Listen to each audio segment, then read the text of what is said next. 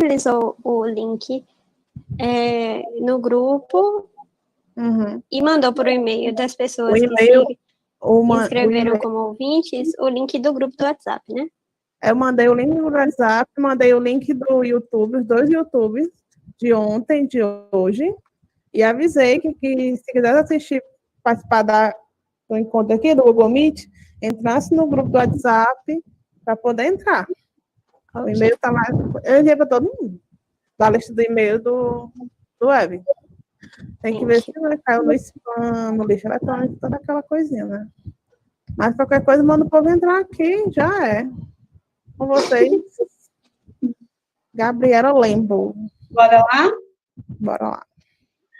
Então, beleza, gente. Todo mundo que estava ontem está hoje? Ou não? São pessoas novas? Tem gente nova, será? Acho que tem a galera nova. Tá. Então, fazer a apresentaçãozinha de novo, né?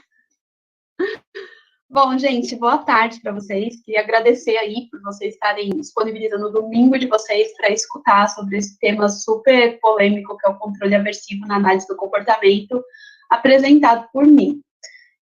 Para quem não estava ontem, né, eu sou psicóloga formada pela PUC, analista do comportamento e terapeuta ACT. Então, muito do que vocês veem nas minhas apresentações tem um quesinho de ACT, de contextuais e tudo mais.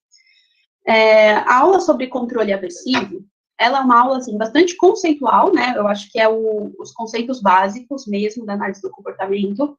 Eu fiz uma apresentação um pouco mais simples, até mesmo em comparação com a de ontem, né, então não vai ter um estudo de caso clínico especificamente, porque a gente tem que apresentar os conceitos, mas eu quero que esses conceitos do controle aversivo sejam vistos por vocês no cotidiano, no dia a dia. Então, os exemplos que eu trouxe não tem nada de ratinho, não tem nada dessas coisas. Quem quiser saber sobre pesquisa de ratinho, tá lá na nossa pasta no Drive. Coloquei todas as pesquisas do Sidman, dos anos 50 e dos anos 60, que ele fez com controle aversivo em ratos brancos e tudo mais. Então, quem quiser saber sobre pesquisa básica vai estar lá. E aqui eu vou tentar apresentar os conceitos para vocês de uma forma mais vida real. Gente como a gente. Então, como a gente está falando sobre controle aversivo, vai ter exemplos sobre relacionamentos abusivos, que também é a minha área maior de atuação hoje na clínica. Então, vamos lá, vamos começar. O que a gente vai ver hoje? Então, vamos ver qual que é a noção de controle, o que é o controle aversivo, reforço negativo, punição e a assimetria com reforçamento, punição e extinção, qual que é a diferença entre um processo e outro, punição e reforçamento negativo, fuga e esquiva, né? Teve até uma pergunta ontem sobre fuga e esquiva. Outros efeitos colaterais do uso do controle aversivo, o contra-controle, e no final eu vou colocar um bônus, que é a maior treta da análise do comportamento hoje, que é essa discussão sobre controle aversivo, sobre punição, e a visão skinneriana e do Sidman versus a do Aslin e Rose. Então, essa treta é gostosa de discutir, nem eu tenho uma opinião formada direito sobre isso, direito assim, sabe? Eu sempre tendo pro Skinner e pro Sidman, mas às vezes, quando você lê o Aslin, você fala, mano, esse cara sabe o que ele tá falando, que droga. Difícil, mas vocês vão entender. Mais ou menos assim, a visão que eu vou dar para vocês hoje é do Skinner e do Sidman. E aí, lá na pastinha também, tem os textos do Aslin e do Rose, tem um texto de várias pessoas daqui do Brasil que estudam controle aversivo, que falam sobre essa treta aí, e aí que vocês tiram a opinião de vocês que lutem, para decidir que lado da arena que vocês vão estar. Então, eu queria perguntar para vocês, vou até colocar aqui no chat para eu dar uma olhada, quem quiser abrir o microfone, fica à vontade, né? O que vocês pensam quando vocês pensam em controle?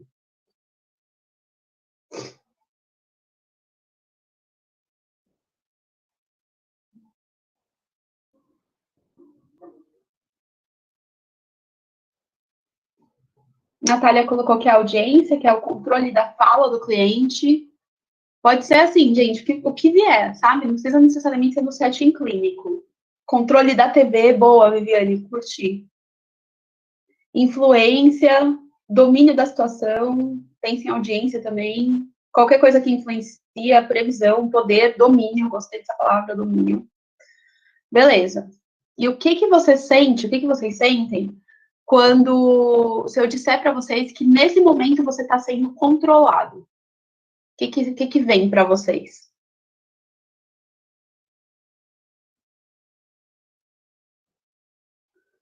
Débora falou que fica com angústia, com medo, angústia, quer ter conhecimento disso. A Gabriele se conforma, tipo, a vida é assim, paciência, legal. E aí, como que vocês se sentem se eu disser que você está controlando alguém nesse momento?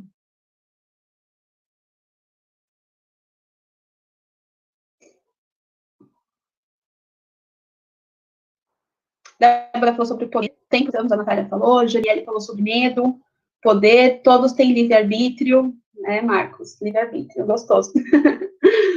Amo, Thaís ama, né? Responsabilidade, interação, estamos controlando e sendo controlados. É isso.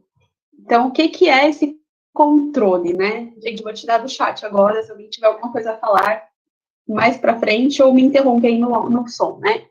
Então, o que é o controle? A gente vai entender o controle como um fato inevitável da natureza. Tudo que existe, existe em função de alguma coisa. Quando a gente vai falar de controle, a gente não está falando sobre domínio, sobre poder, manipulação. A gente está falando que uma coisa é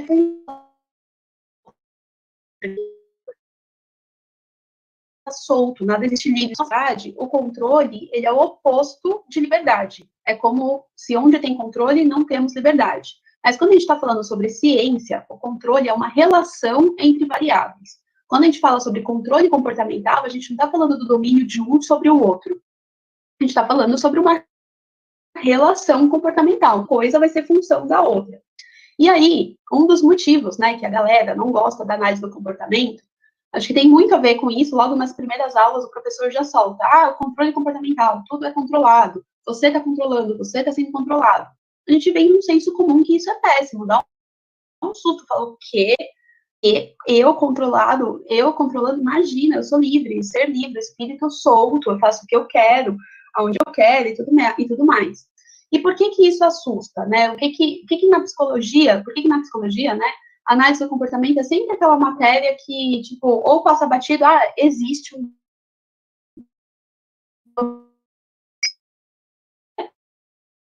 Ou então, assim, diz que é dessa forma, né?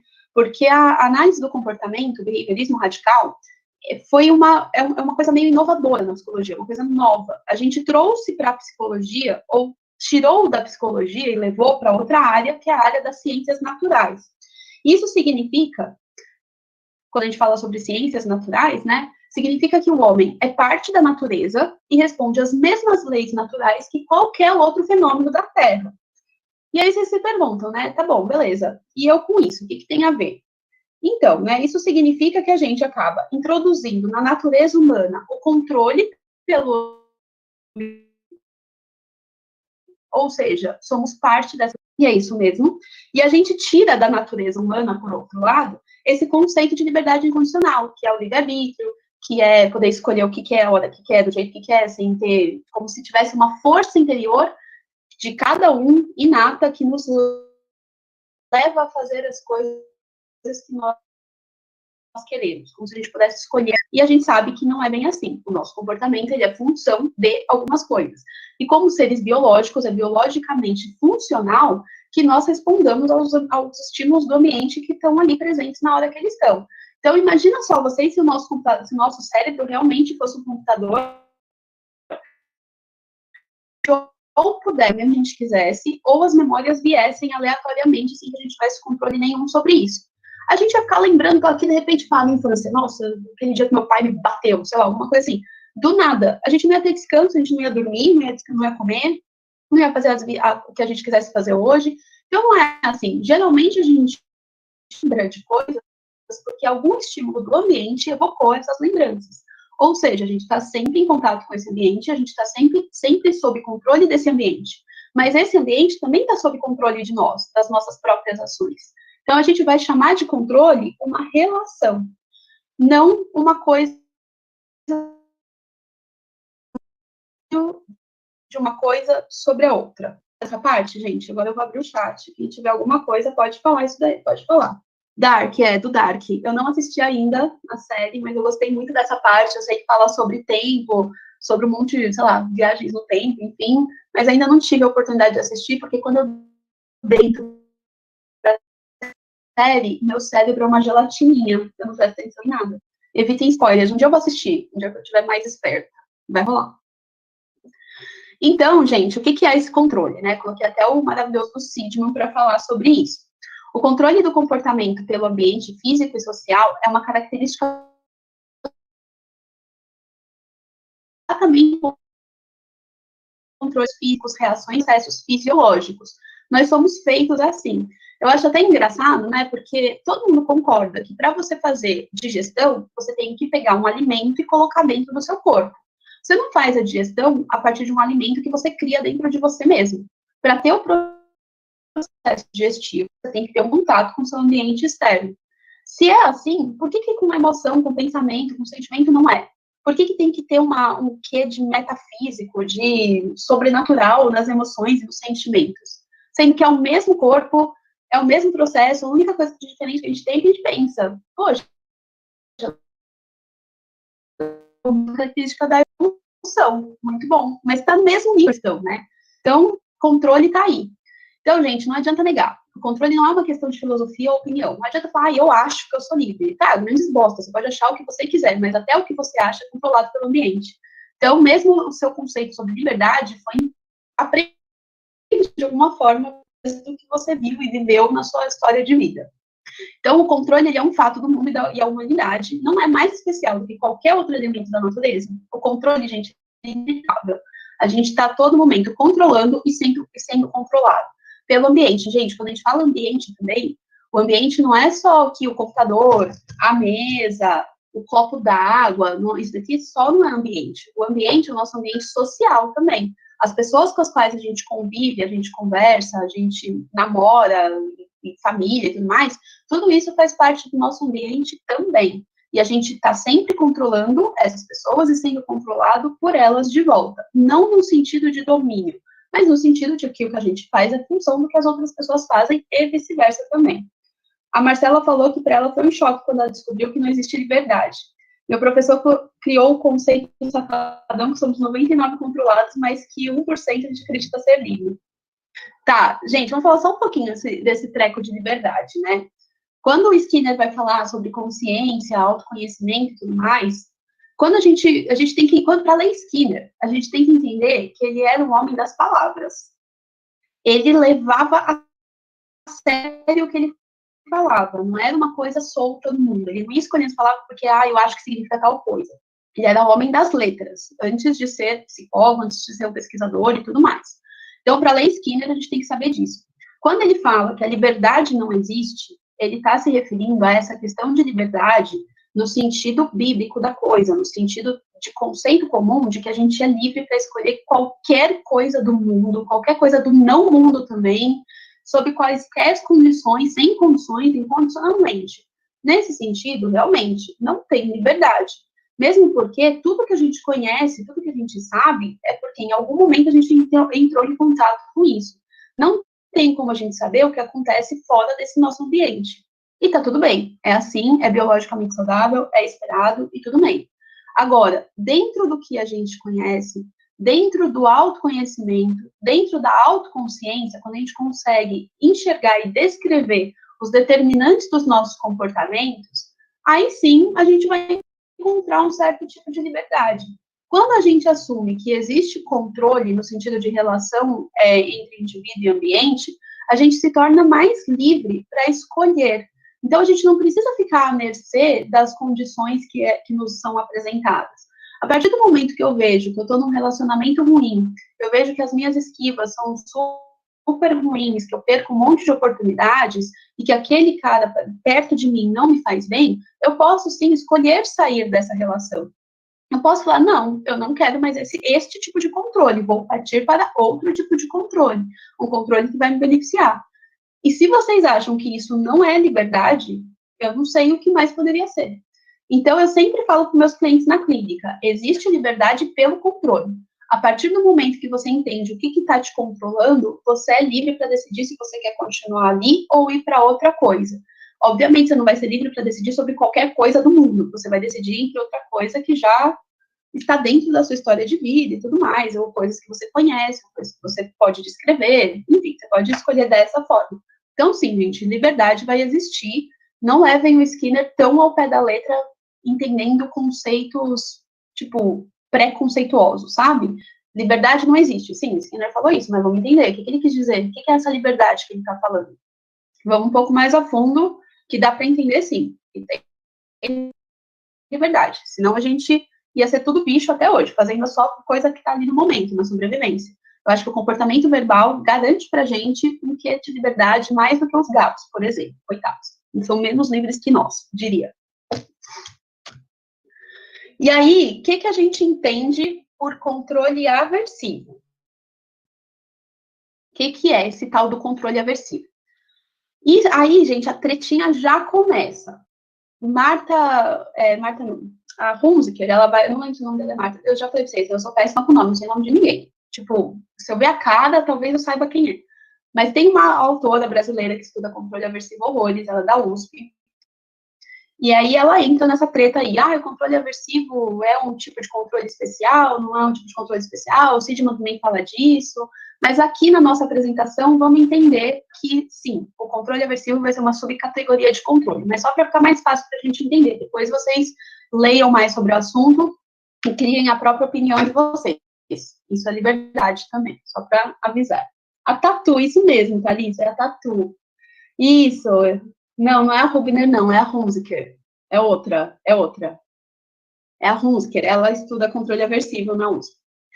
Mas, enfim, vamos chamar o controle aversivo ou coerção de uma subcategoria de controle, né?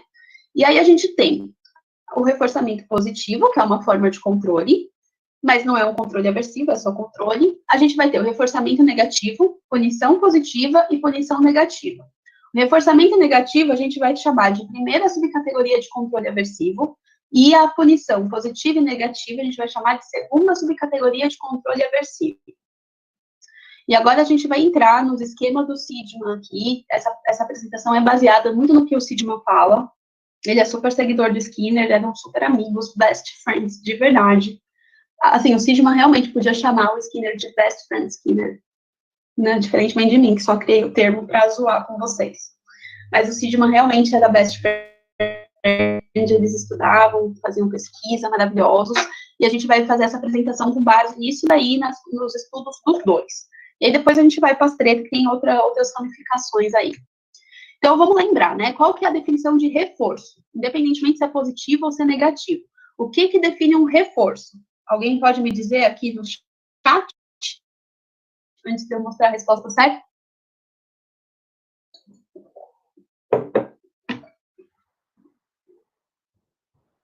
A Letícia falou que aumenta a frequência do comportamento. A Adriele também. A Vanessa também. Aumenta ou diminui a probabilidade de comportamento ocorrer? Aumenta. Tá, beleza. Todo mundo acertou, tirando a parte que diminui a probabilidade de um comportamento ocorrer. O reforço não. O reforço ele sempre aumenta a probabilidade de um comportamento ocorrer. Mas tem duas coisas que fazem a definição do reforço.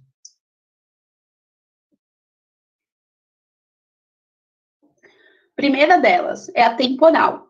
Obrigatoriamente, um reforço ele deve ocorrer após a resposta.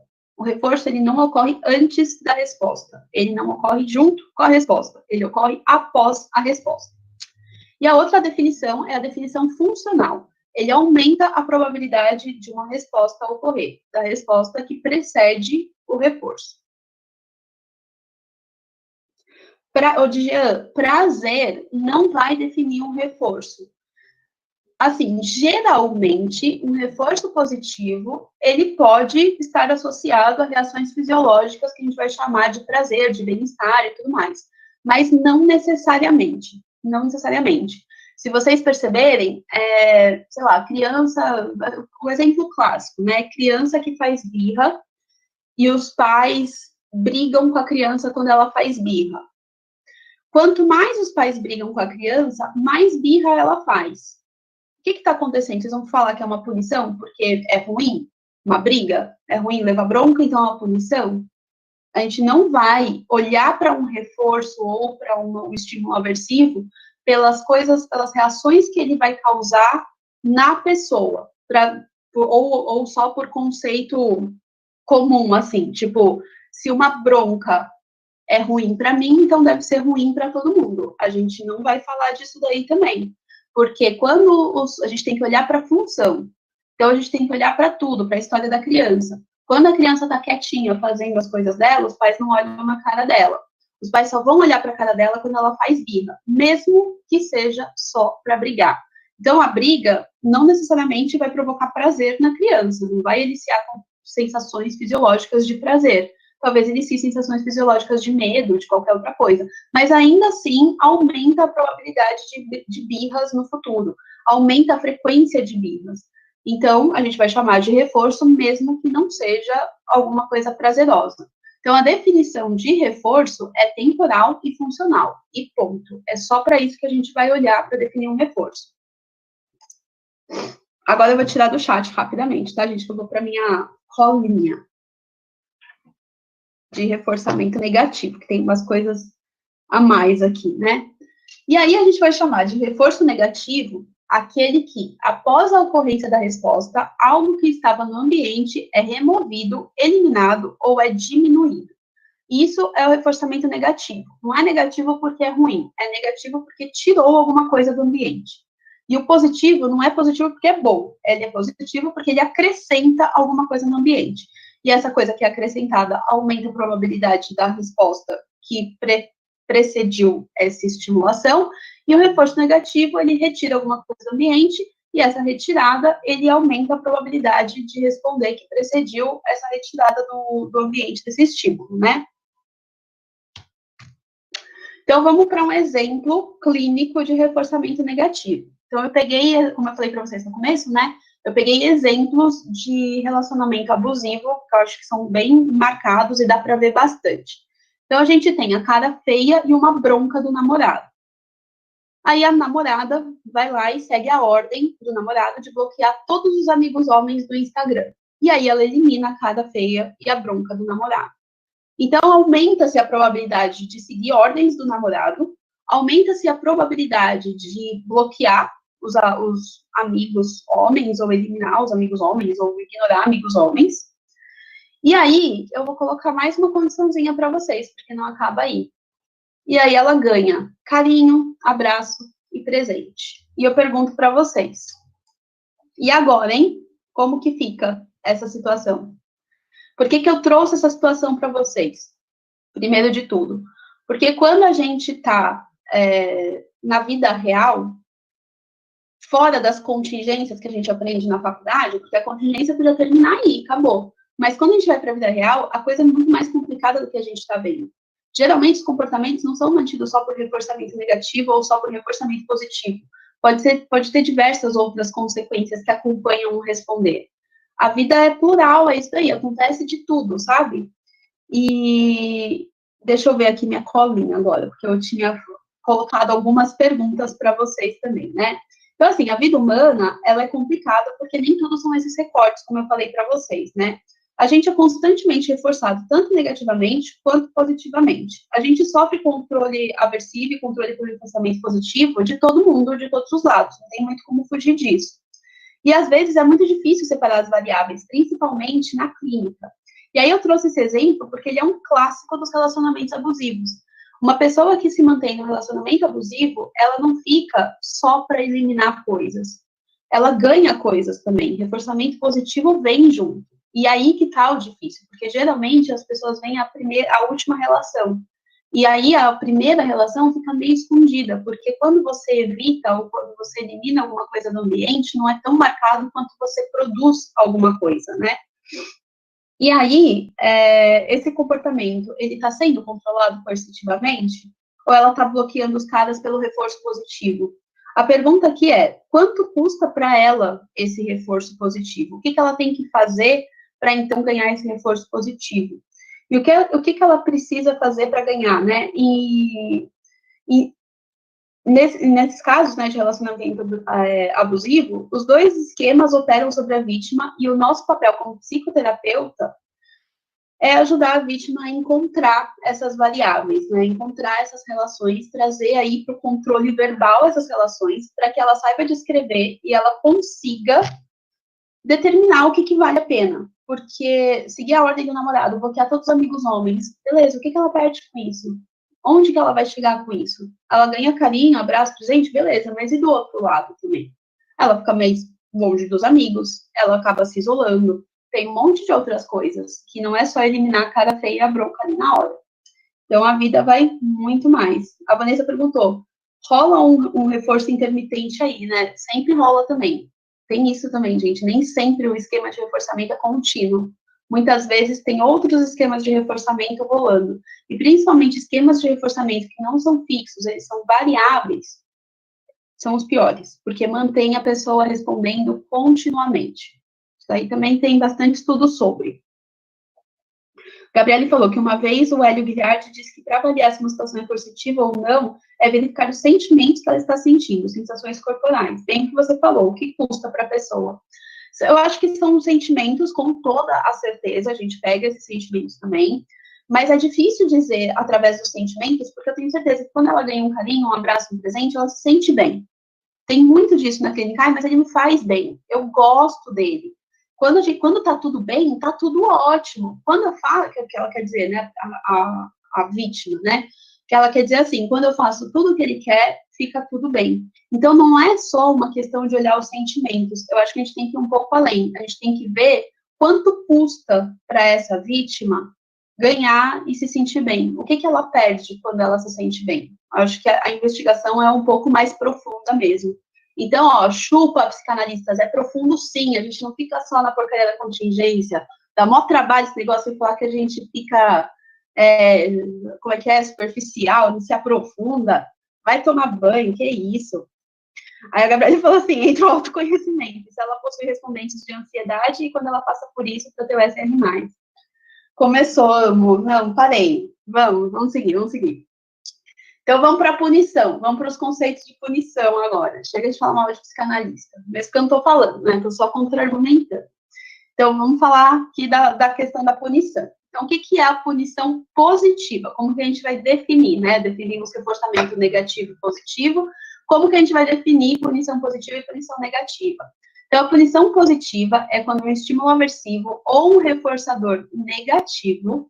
Lembra que o reforçador negativo é aquele negócio que a gente elimina do ambiente? Então, reforçador negativo, ele pode ser uma punição positiva também. Então, falando de ratinho, né? Ele aperta a barra para eliminar o choque do ambiente. A gente ensina ele a se manter apertando a barra para eliminar um choque. O choque é um reforçador negativo. Quando a gente apresenta o choque para impedir que um comportamento ocorra, a gente está colocando no ambiente um reforçador negativo. E isso é a punição positiva. Yasmin pediu para dar uma aula sobre relacionamento abusivo. Ela adorou a parte que eu falei. Vamos ver. Relacionamento abusivo, aí sim vocês vão ver o que é a Gabriela Pistola, porque eu fico muito nervosa. Mas tudo bem, porque eu não gosto de abusador. Bom, enfim, né? Então a gente tem o estímulo aversivo, ou reforçador negativo, igual eu estava falando, e ele é apresentado no ambiente após a ocorrência de uma resposta. Então, novamente, a gente vai definir a punição com aquela questão temporal. Né? Então, a punição positiva é a apresentação de um estímulo aversivo ou um reforçador negativo após a ocorrência de uma resposta. E a punição negativa é o estímulo reforçador retirado do ambiente após a ocorrência de uma resposta. Então, a gente retira, na base da marra, um reforçador positivo que estava lá presente no ambiente da pessoa, do rato, do animal, de qualquer coisa. Então, vamos de exemplo de punição. Então, ao lado do namorado, a menina vai lá e curte a foto de um amigo. E aí produz cara feia e bronca. Mas também produz o namorado vai embora. Ele retira um reforçador de ambiente. E isso é uma punição negativa. E aí eu pergunto para vocês, o que vocês acham que vai acontecer com a resposta de curtir foto de amigos no Insta na frente do namorado?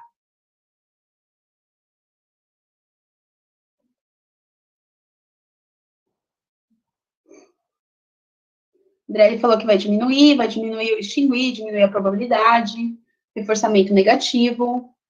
Nesse caso, não é um reforçamento negativo, é uma punição. A gente está vendo só o recorte, né, da punição, porque, obviamente, a história nunca acaba aí. E eu vou mostrar mais para frente como que nunca acaba aí.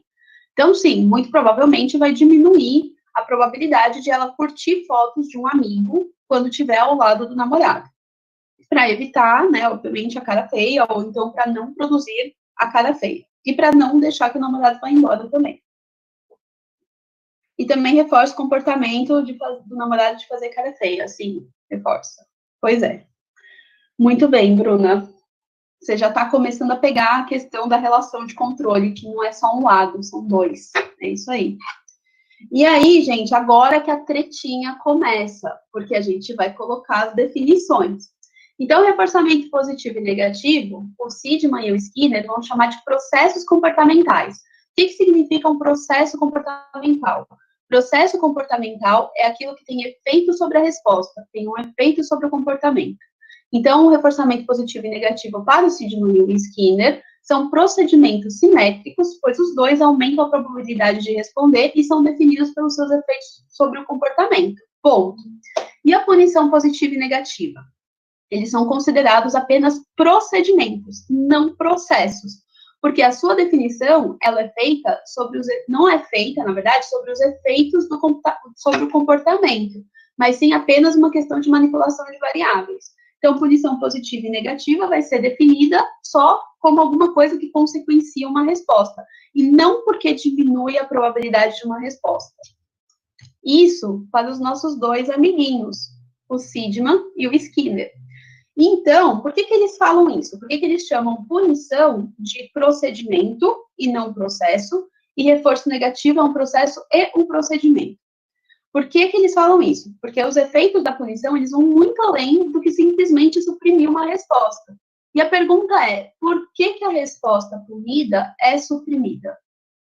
Por quê? O que acontece? É uma pergunta séria para vocês.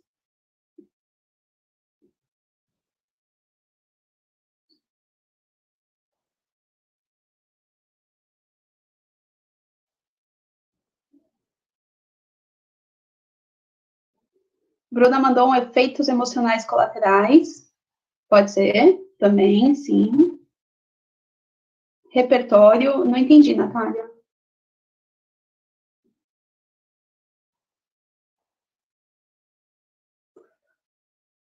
Tá, vamos seguir para responder vocês. Punição não ensina o que fazer. Verdade. Os efeitos colaterais tem que levar em conta de que é momentâneo. A resposta só é suspensa por momentos, mas o retorno é pior. Só o que não se deve fazer no sentido de que vira padrão comportamental. Tá, entendi. Tá, vamos ver aqui quais são esses efeitos colaterais e por que a resposta é suprimida. Gente, outra dica para vocês serem ótimos analistas do comportamento, ótimos pesquisadores, ótimos psicólogos. Alguma coisa acontece, é sempre porque acontece. Nenhuma resposta parou ali. Tipo, suprimiu a resposta. Pô, legal, não foi punição. Não, por que suprimiu? O que está acontecendo com este indivíduo para que essa resposta não ocorra mais? Porque alguma coisa deve ser. A resposta estava lá, estava funcionando. A gente apresenta uma resposta para de ocorrer, do nada. O que foi? Como que foi isso, né? Vamos entender. Então, o que é essa punição e a supressão de respostas? Por que a apresentação de um estímulo punidor diminui a probabilidade da resposta ocorrer? A punição, ela suprime a resposta? Então, vamos entender isso daqui. Eu coloquei um outro exemplo de sala de aula, né, para variar um pouquinho. Então, a gente tem um contexto, um SD, que é sala de aula, colegas, professor e aula. E aí, o aluno emite uma resposta, tirar dúvida ou fazer um comentário. E aí, ele sofre uma punição. Bullying, risadas, deboche, xingamento e tudo mais. E aí, a pergunta é, o que tem por trás da supressão dessa resposta? A resposta é imediatamente interrompida, suprimida, né? Por quê? Ele tira uma dúvida, faz um comentário, e aí a resposta para de acontecer. E o que tem por trás da supressão dessa resposta? O que está rolando com esse aluno, né? Então, primeiro de tudo, a Bruna mandou bem, acertou, é isso mesmo. Tem iniciação de respondentes, taquicardia, aceleração respiratória, enjoo, paralisação. que são incompatíveis com a emissão da resposta de tirar dúvida. Não dá para tirar dúvida enquanto você está morrendo do coração, é uma coisa ou outra, o corpo é um só.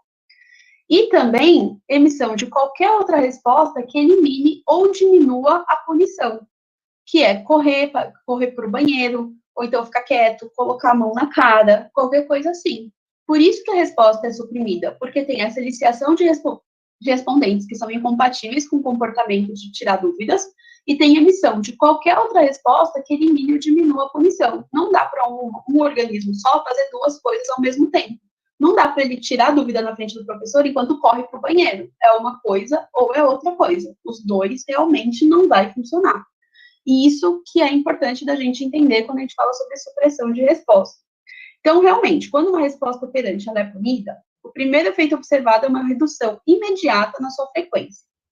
Para o Skinner, a gente vai falar do nosso mestre maravilhoso, que eu acho que ele, ouso dizer que talvez ele tenha razão, por isso que eu tendo, né, para um lado skinneriano da coisa, essa redução ela vai se dever à iniciação de respostas emocionais, que é o processo respondente que está aí, que são incompatíveis com a emissão da resposta operante punida. E essas respostas emocionais são iniciadas tanto pelo contato com estímulos ambientais presentes na hora da sua ocorrência, como pelas primeiras instâncias de ocorrência da resposta operante. Ou seja, tirar dúvida se torna tão aversivo quanto o xingamento. Tem um pareamento de estímulos aí também. Então, ter uma dúvida já é aversivo. E aí essa resposta já não vai ser emitida. Então, assim, qualquer resposta que elimina ou reduza a estimulação aversiva condicionada ou previna o contato com essa estimulação, vai ser fortalecida por reforçamento negativo, ou seja, por um processo operante de fortalecimento de respostas competitivas. Assim, a redução observada na frequência seria explicada pela atuação conjunta de dois processos, que é a iniciação de respostas emocionais, que é esse processo respondente, e o fortalecimento de respostas operantes que reduzem a estimulação aversiva, ambos prevenindo a ocorrência da resposta operante punida. Ou seja, na interpretação do Skinner, ao se punir uma resposta, a redução observada não representa uma redução na tendência do organismo de executar tal resposta, mas sim um fortalecimento de respostas competitivas, sejam operantes ou respondentes, que impossibilitam a ocorrência da resposta que foi punida. Deu para entender, gente, qual que é a visão do nosso mestre nesse sentido? Se não ficou claro, vocês me falam. Supressão de resposta é a mesma coisa que extinção? Não é. Vai ter um slide sobre isso. Luiz, fica tranquilo que eu vou falar. Calma, André, aversivo, eu perdi vários comentários de vocês, gente. Estava na minha colinha.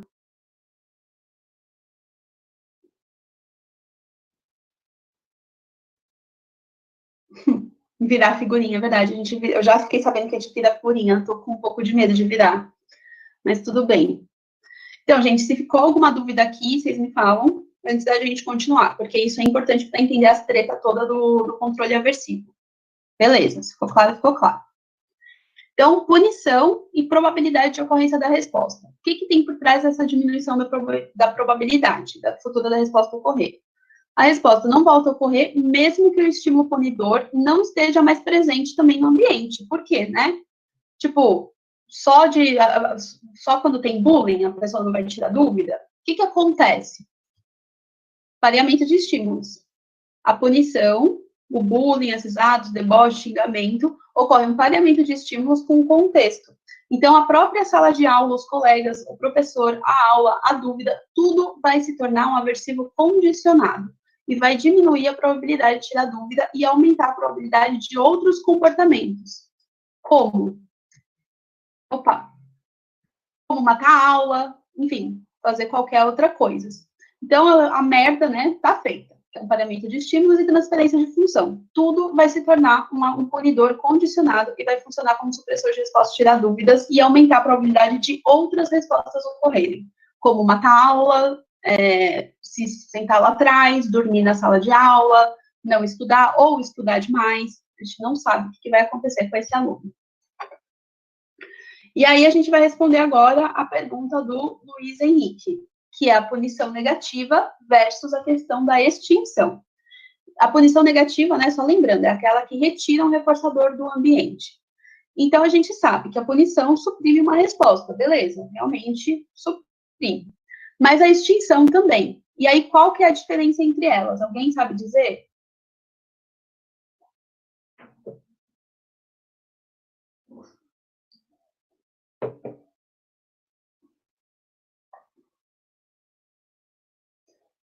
A Esther falou que na punição a resposta pode voltar a ocorrer.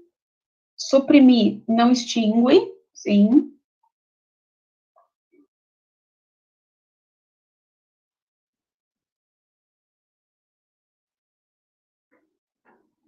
A extinção retira a consequência reforçadora. A punição é imediata, a extinção ainda demora, tá certo isso também.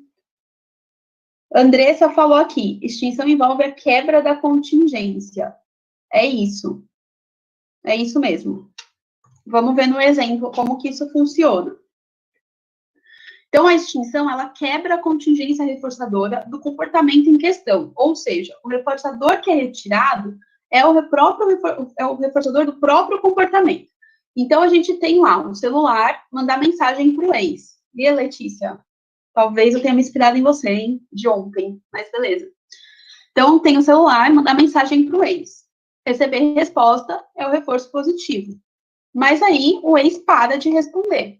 Não há uma consequência, nada acontece. Então, o comportamento de mandar mensagem, com a retirada da resposta do ex-namorado, ele vai extinguir o comportamento de mandar mensagem. E aí, qual que é o efeito disso? Leva tempo, tem que ter diversas apresentações de mensagens e retorno para que a resposta deixe de ocorrer. O efeito colateral é variabilidade e frustração. Então, a Letícia, em vez de só mandar mensagem, começa a ligar, liga para o amigo, manda mensagem para o amigo do ex, liga para outra pessoa, entra no Tinder, começa a mandar mensagem para qualquer cara que aparecer com um belo sorriso branco.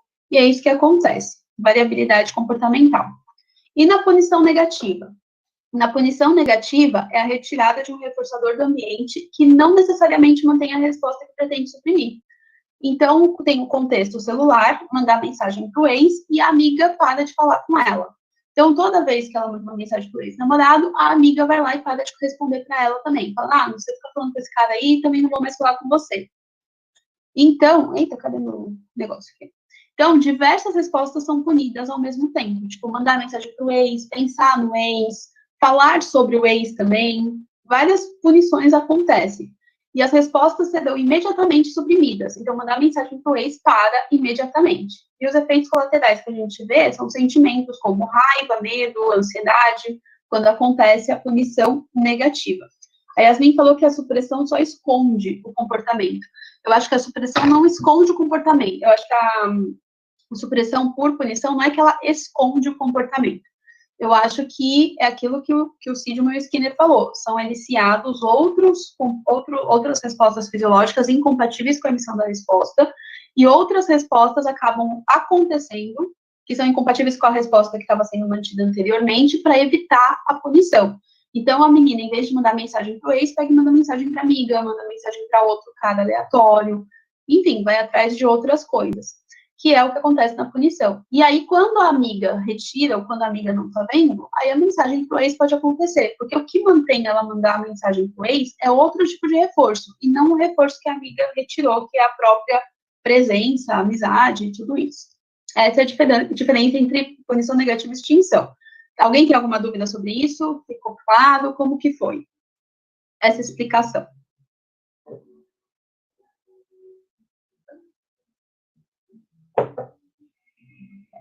Podemos seguir? Vou seguir, então. E aí, vamos falar sobre reforçamento negativo e punição, porque um está muito atrelado ao outro. Calma, a Natália perguntou. Pode-se falar que a supressão é uma suspensão da resposta? Acho que pode. Se a gente está pensando que suspensão é a resposta parar de ocorrer, acho que sim. Porque, realmente, a resposta punida não acontece mais, enquanto a punição está rolando lá também. Então, vamos entender agora. Gente, eu tirei do chat, tá? Então, se alguém mandar pergunta, talvez eu não veja, que eu voltei aqui para minha colinha. Vamos falar sobre reforçamento negativo e punição agora. Porque que o Sidman diz aí, né? Que o choque do qual fugimos também pune o que quer que tenhamos feito antes do choque. Por sua vez, um choque que pune também estabelece o potencial para reforçamento negativo. Ele reforçará o que quer que façamos para desligá-lo ou escapar dele. Então, o reforçador negativo, ele também é usado como punidor, que eu falei para vocês um pouquinho lá atrás, né? Então, uma maneira de punir pessoas é atingi-la com reforçadores negativos, como uma consequência de algo que tenham feito. Reforçadores negativos e punidores são os mesmos eventos funcionando de maneiras diferentes. Podemos fazer choques desaparecerem, reforçamento negativo, ou podemos tomar choques, que é uma punição. Reforçamento negativo torna uma ação mais provável, punição torna uma ação menos provável. Punição e reforçamento negativo, quando trazidos à cena pelo mesmo evento, tornam-se ligados em um círculo vicioso. Um choque do qual fugimos também pune o que quer que tenhamos feito antes do choque. Por sua vez, um choque que pune também estabelece o potencial para reforçamento negativo. Ele reforçará o que quer que façamos para desligar ou escapar dele. Punidores, sejam coisas, lugares, eventos ou pessoas, suprimem a ação que os produzem, mas também geram fuga como um de seus efeitos colaterais. Uma vítima de punição que pode desligá-lo ou pode, de algum modo, sair da situação. Então, vamos entender a questão do namorado aqui, né? O exemplo que eu trouxe para vocês. Então, do lado do namorado, ela curte a foto de um amigo. E aí, produz uma punição positiva, que é cara feia e bronca. E aí, essa cara feia e essa bronca vai suprimir as respostas de olhar o Instagram. Ela vai parar de olhar o Instagram. Mas também vai reforçar comportamentos como choro, desculpas e abraço. Porque quando ela faz isso, ela também elimina a cara feia e a bronca do namorado. Então, lá atrás, quando eu falei para vocês, gente, a bagaça não para por aqui, o negócio vai longe. É isso que eu queria dizer para vocês. Uma contingência, ela nunca vai ser solta no ambiente quando a gente está atendendo um cliente ou quando a gente está analisando uma situação.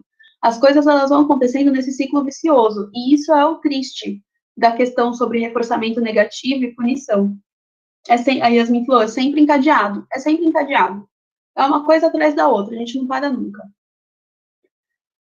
E esse é um problema. Não sei se vou falar isso, não. Eu acho que o encadeamento de respostas, eu acho que é a maior questão, assim, quando a gente fala, então quer dizer que eu vou falar disso na esquiva experiencial, mas vou falar um pouquinho agora também. Quando a gente fala que uma parte de nós interna se torna SD, se torna um ambiente, não significa que um pensamento gerou um sentimento. Geralmente, isso é um encadeamento de respostas. E não tem problema, um pensamento CSD para respostas fisiológicas, por exemplo, pode sim acontecer.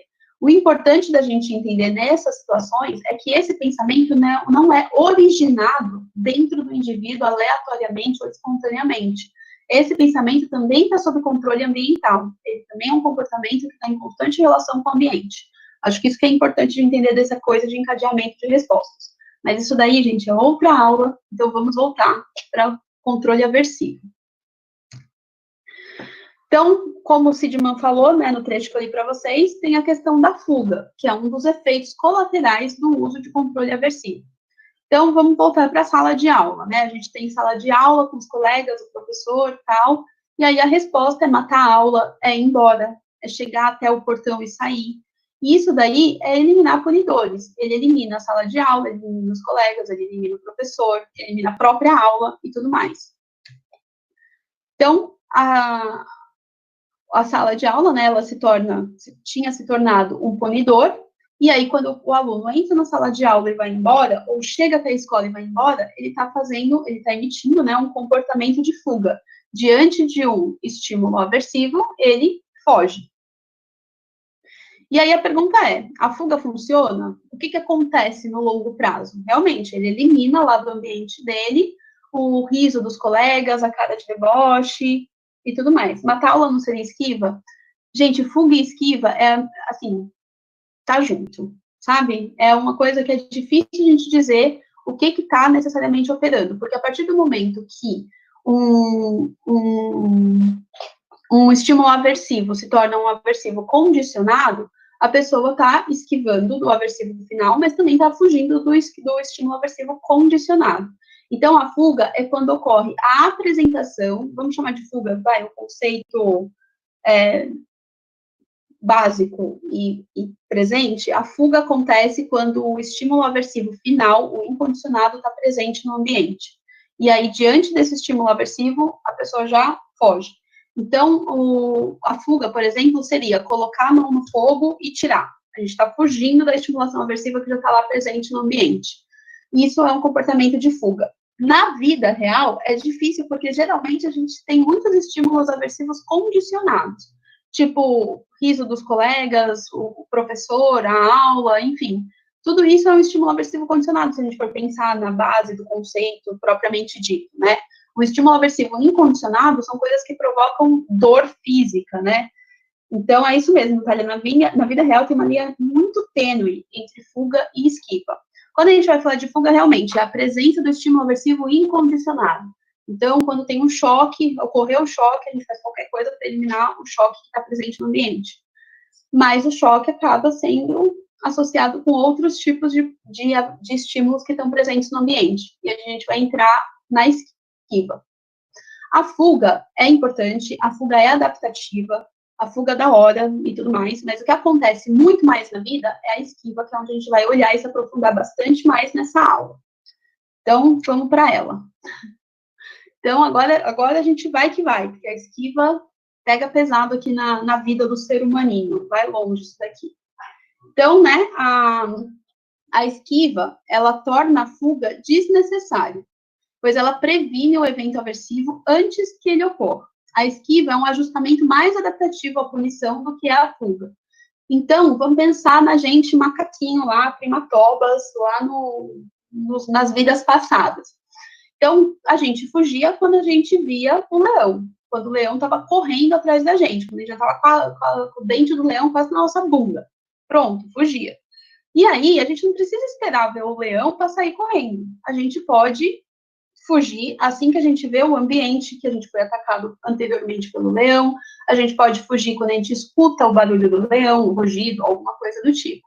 Então, por isso que a esquiva é mais adaptativa. A gente não precisa sentir a dor para, então, fugir dela. A gente pode evitar que a dor ocorra. E aí que está a questão dos aversivos condicionados, que é quando tudo que estava presente no ambiente na hora da punição se torna tão aversivo quanto a punição, e diante desses estímulos a gente já começa a se comportar para evitar o aversivo final. Então a gente tem a presença do namorado, a menina já pega e guarda, desliga o celular e ela esquiva da bronca. Então ela evita a bronca, cara feia e tudo mais, que acaba não ocorrendo. É tipo uma prevenção, é isso mesmo. E aí a gente tem as questões que todo mundo fala. Então, quer dizer que a esquiva é uma previsão do futuro? Ou ela é causada pelo medo e pela ansiedade? Eu sinto medo e ansiedade, e aí eu faço alguma coisa para eliminar esse medo e essa ansiedade?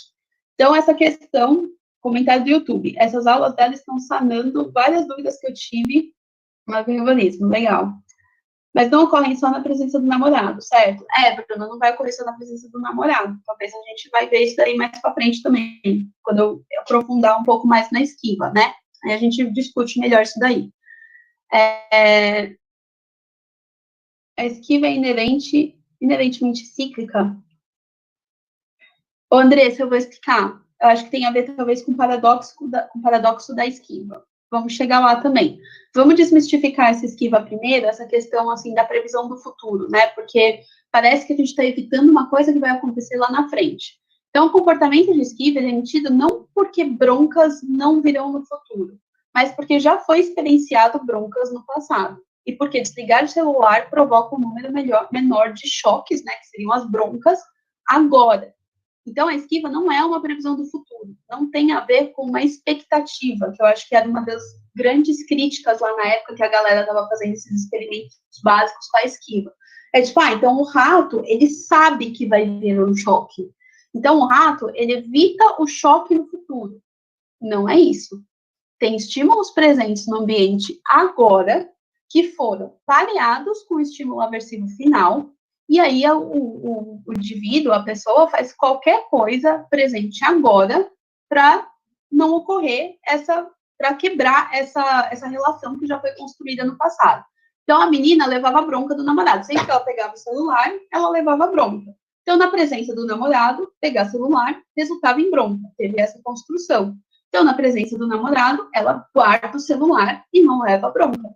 Ela não vai guardar o celular do nada porque ela sabe que vai rolar uma bronca. É porque na presença do namorado plus mais celular resulta bronca. Então, namorado menos celular, sem bronca. Uma relação que já foi estabelecida lá no passado. E aí, a outra questão que tem, né? Então, significa que é causada por medo e por ansiedade? Porque a menina vê o namorado, ela tem aquela resposta de medo, né? Tipo, nossa, será que ele vai brigar comigo hoje? Deixa eu guardar o celular. Não é também. Então, é muito comum atribuir as causas da esquiva à ansiedade que acompanha o comportamento.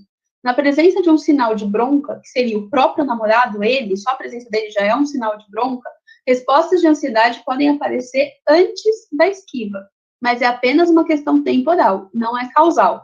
Quem lembra da aula de ontem que eu falei sobre a latência das respostas emocionais? As respostas emocionais, elas ocorrem primeiro do que as respostas operantes. Não porque uma causa a outra, mas é simplesmente uma questão de latência de resposta. É o tempo em que a apresentação do estímulo, é o tempo que, né, que decorre entre a apresentação do estímulo e a emissão de uma resposta. A gente demora muito menos tempo para iniciar respostas emocionais do que emitir um comportamento operante. Isso mesmo, Dian, as consequências elas se referem à história de aprendizagem. É tipo isso. E aí a gente tem a questão, né? A esquiva, ela é uma bênção ou ela é uma maldição? Por que que tem isso? Porque a esquiva, ela é bastante adaptativa. A esquiva, ela garante a sobrevivência do indivíduo. Esses sentimentos, né, tipo ansiedade, medo, eles são ótimos sentimentos para indicar o perigo de um contexto. É importante que a gente sinta ansiedade e medo, é importante escutar isso daí, que o nosso corpo está falando para a gente. Imagina só se a gente tivesse que queimar a mão toda vez para então fugir do calor do fogo. Ah, deixa eu ligar o fogo aqui, liga com a mão assim, né, lá, nossa, queimou, nossa, deixa eu tirar a mão. A gente já emite o comportamento de esquiva aí, a gente já vira a chavinha para cá, assim, né, pro lado. E tá tudo bem, é ótimo, tá? A gente sempre vai viver se esquivando, porque o mundo é um mundo coercitivo. Imagina só, tá mó frio aqui em São Paulo. Imagina só se eu tivesse que sair de short e regata toda vez para então falar, putz, tá frio, nossa, que gelo no meu corpo, deixa eu voltar para casa e colocar uma roupa para me esquentar. Eu não preciso fazer isso. Eu posso ver, tá bom, estamos em julho, julho geralmente é frio, vou sair de casa agasalhada. Eu já evito sentir frio, eu não saio com frio. Então, o mundo, naturalmente, é um lugar coercitivo, e a esquiva, se a gente emite, é porque tem uma importância biológica pra gente. Lembrando também das 3 meninas superpoderosas, né, gente? Lembra? Tem uma questão fisiológica, tem uma questão de vida individual e tem uma questão cultural envolvendo aí. A Natália falou, né, que esquiva é bom no sentido adaptativo de sobrevivência, mas ruim na inibição da criatividade. Vamos entender também o que é essa inibição da criatividade. O que a gente vai chamar de esquiva excessiva, né? Que é quando o ambiente ele é tão coercitivo, só tem coisa ruim no mente da pessoa, que tudo que esse indivíduo faz é se esquivar. O que ele perde? O que a gente perde, né? Quando a nossa vida é uma esquiva eterna. A gente não faz mais nada a não ser se esquivar. E aí, tem outra coisa também. A gente aprende esquiva por meio de regras. Daí é outra treta. E aí a pergunta é, aprender uma esquiva por meio de regras é bom ou é ruim? Respondam com sinceridade aqui para mim.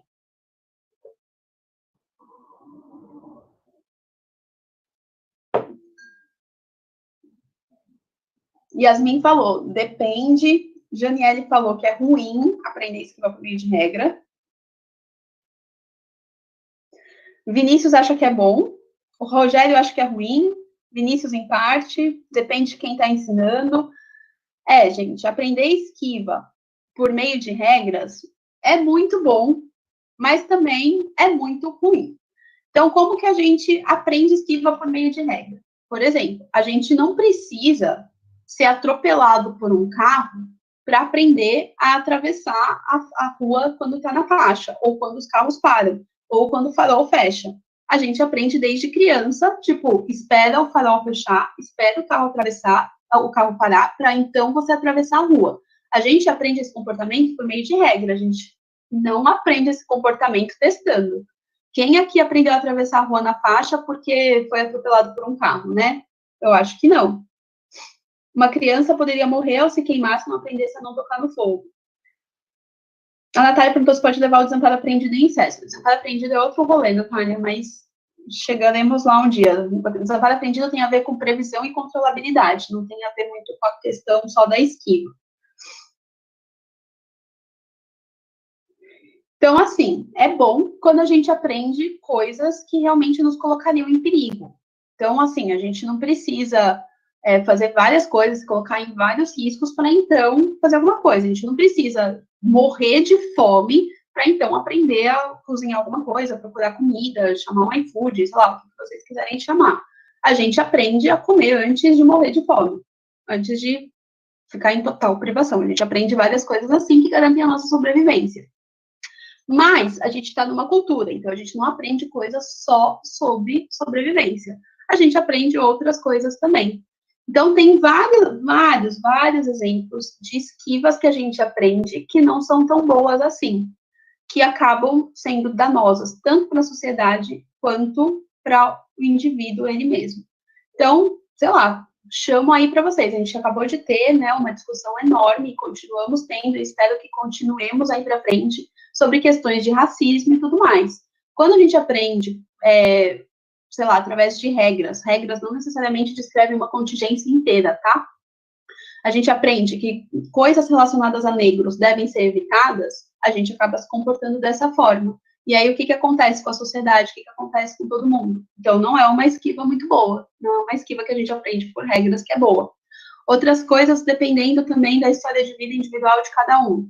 Quando a gente aprende, por exemplo, que, exatamente, né, tipo, não usar roupa curta. Quando a gente aprende que a gente tem que se vestir de determinada forma para evitar que homens olhem para a gente na rua, para evitar qualquer coisa.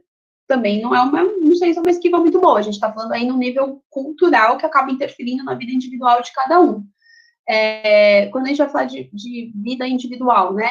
Os clientes, eles chegam na clínica com um monte de regras. Alisar cabelo. Ai, não, verdade. A gente recebe clientes na clínica com um monte de regras, sejam autorregras ou regras de qualquer coisa, sobre coisas que eles não devem fazer, que eles não devem sentir, que eles não devem pensar. E isso acaba privando eles de entrar em contato com um monte de coisas que poderiam ser muito boas, mesmo que eles se sintam meio mal, entende? Vamos ver isso daí mais para frente. Eu acho que, assim, tem um mundo de coisas. Então, acho que tudo é uma questão de avaliar quanto que me custa emitir essa esquiva. Sempre. E aí, quando que a esquiva, ela é excessiva?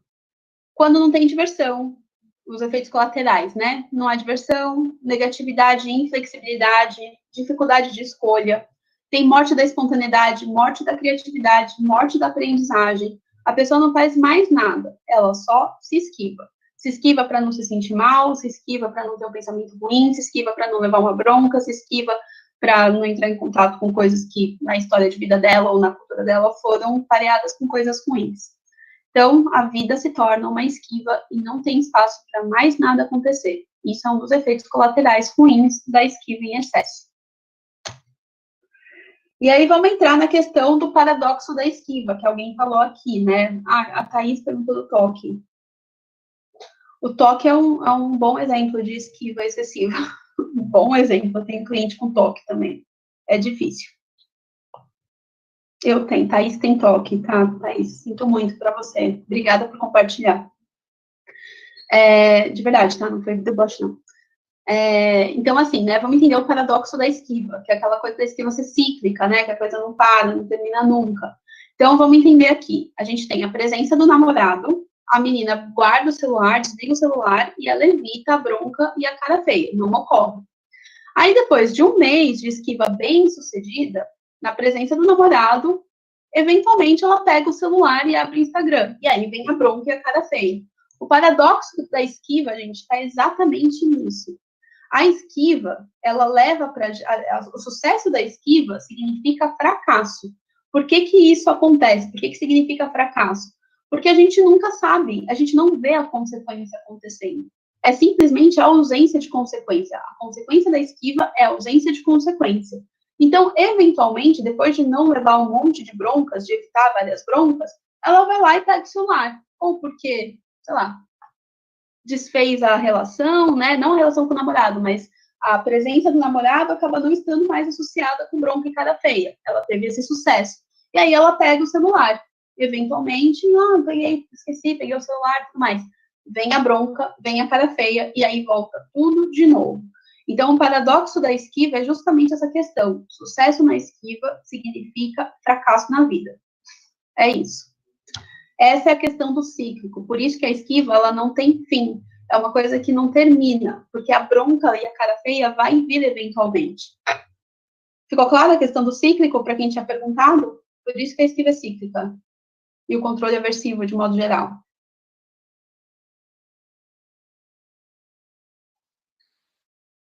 Sim, beleza, Andressa. Calma, é preciso trabalhar o enfrentamento das situações, certo?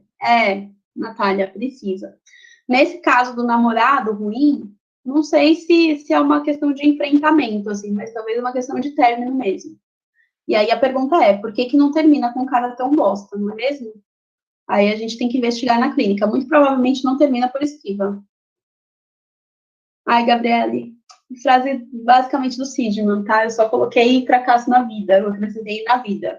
O resto é dele. Pode dar o crédito para ele. E aí vamos ver outros efeitos colaterais aqui da esquiva, né? Então, tudo que está presente no ambiente, no momento da punição, pode adquirir valor aversivo.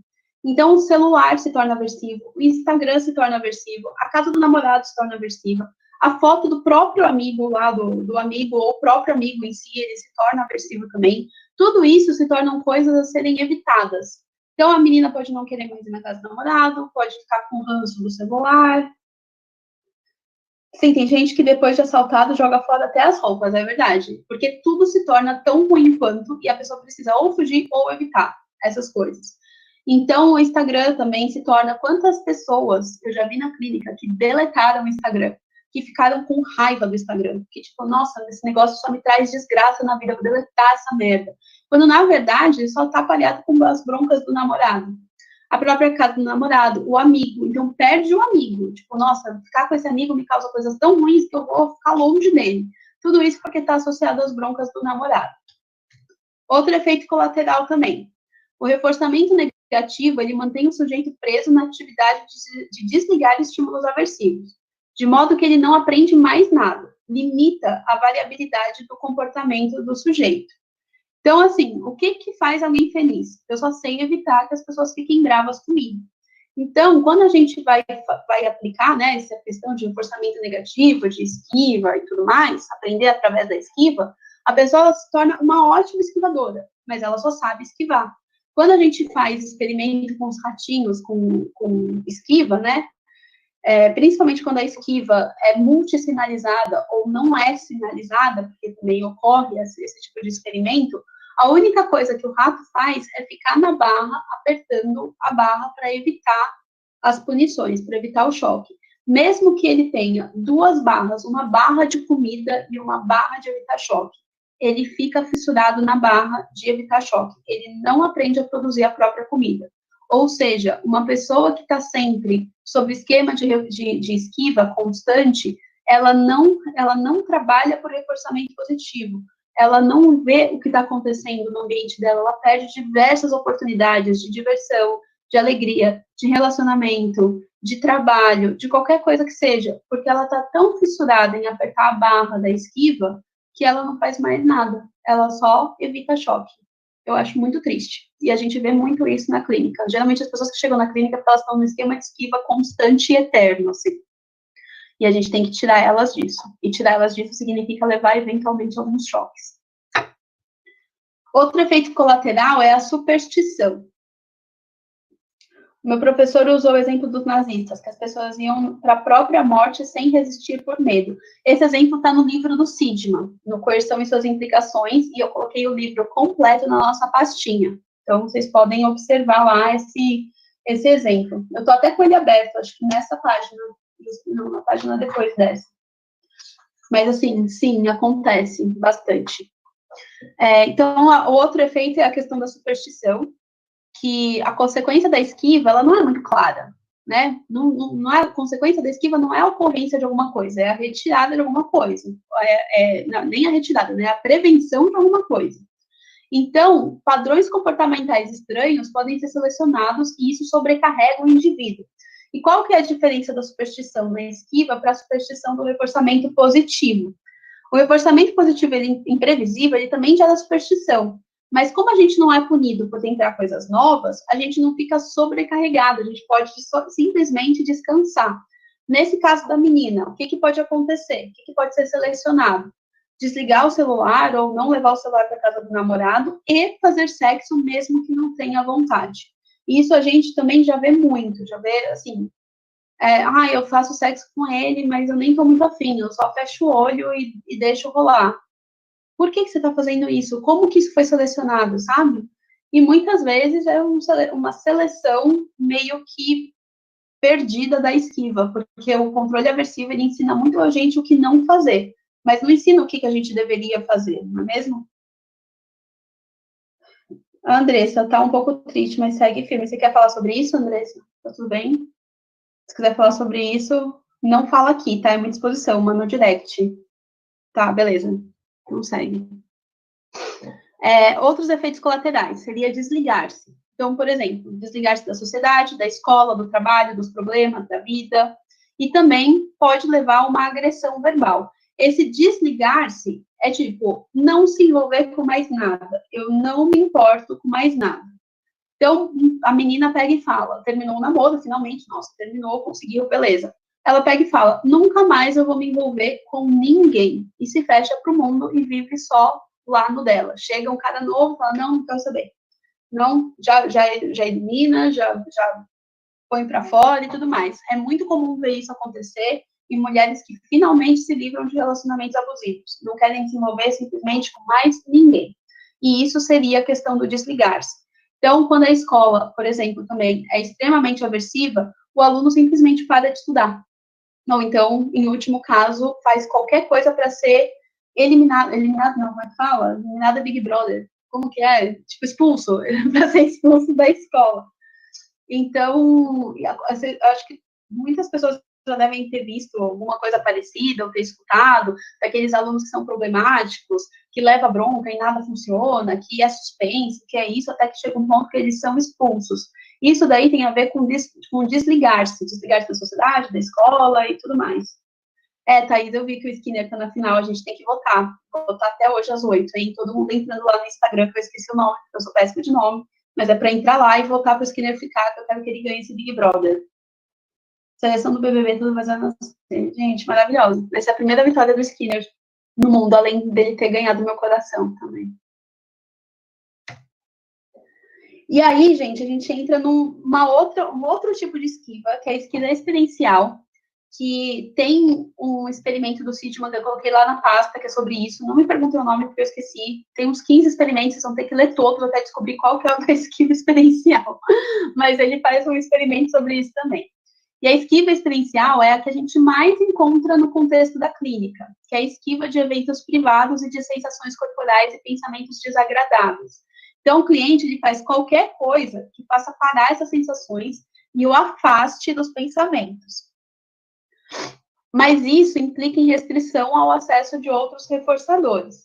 Então, por exemplo, a menina tem os amigos homens, e quando ela está em contato com esses amigos homens, ela pensa, eu sou uma vagabunda. E ela se sente envergonhada, ela se sente com medo, ela fica com medo do que as outras pessoas vão pensar dela, e aí ela evita de sair com qualquer pessoa, com qualquer amigo homem, e com qualquer amiga mulher também, que vá para um lugar que tenha homens. Então, ela deixa de sair com um grupo de amigos, enfim, com esse grupo de amigos, ou deixa de ir para lugares que tenha homem e tudo mais.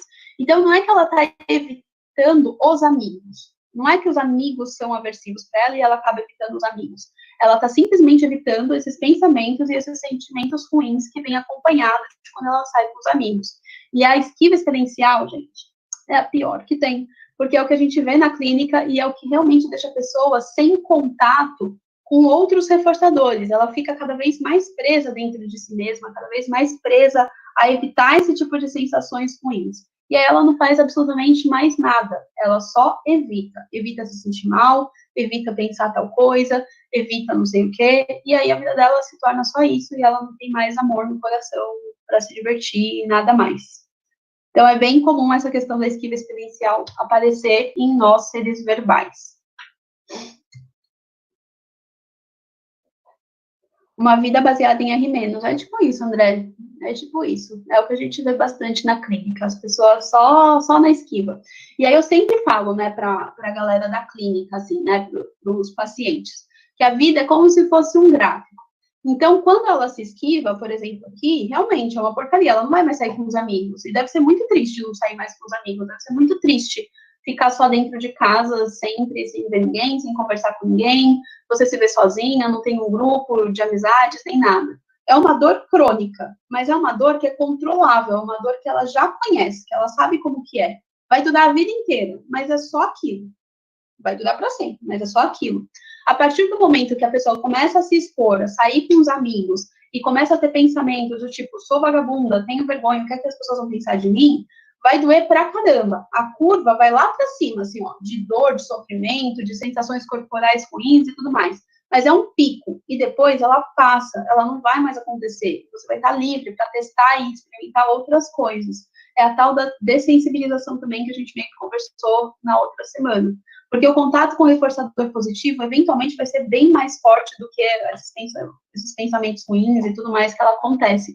E aí vai acontecer o despareamento. Quando ela perceber que ela não é uma vagabunda, ela não precisa ter vergonha, não precisa ter medo, não precisa de nada disso.